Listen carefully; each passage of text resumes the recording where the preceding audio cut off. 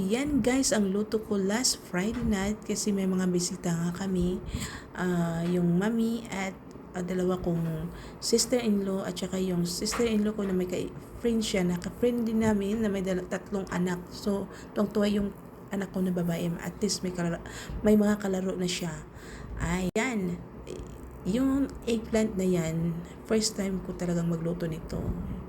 So, kung anong nasa isip ko, anong meron sa fridge, yan lang agad bilis talaga pagkaluto kasi hindi sa plano na pumunta sila dito sa amin ang sabi lang niya tuwing Friday kasi sila ang pumupunta dito tapos ang kapatid niya sabi niya pwede makapunta din yung kaibigan ko okay kung anong nasa fridge ko din syempre blessing din yung pag may mga bisita ka no so yun na ayan so yung talong na yan pala hiniwa-hiwa ko lang tapos naglagay ako ng mantika sa bowl na may asin, black pepper, paprika or garlic powder. Kung wala kayong paprika, pwede din yung chili powder, okay?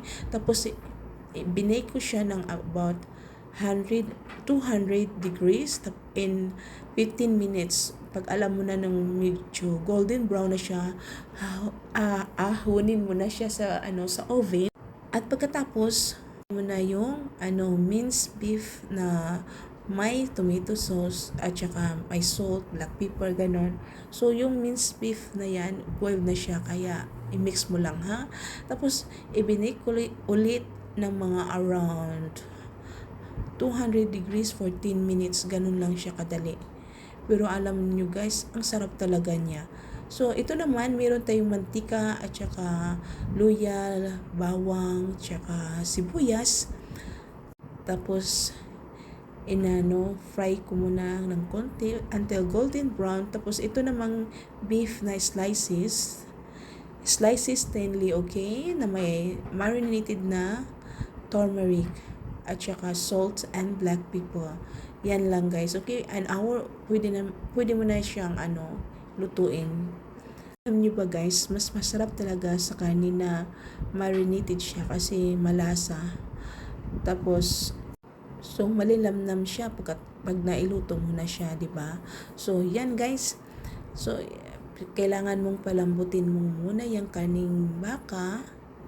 At pagkatapos niyan, alam mo nang malambot na, so ilagay mo yung mga gulay na yung matagal lutuin gaya ng patatas, yun ang isusunod mong ilagay.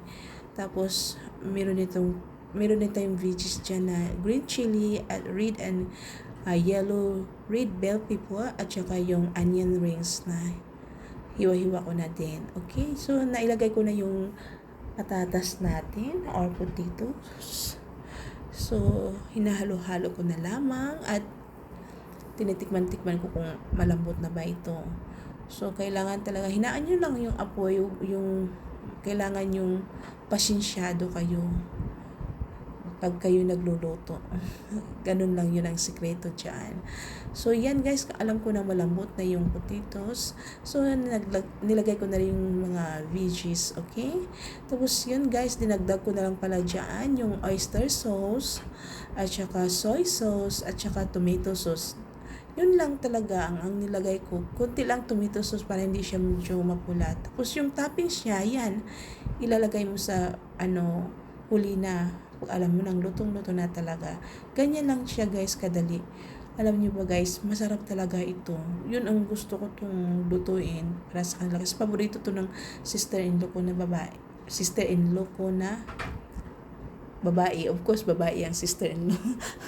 Alam mo, wala ka na nasa isip Yeah. Ayan.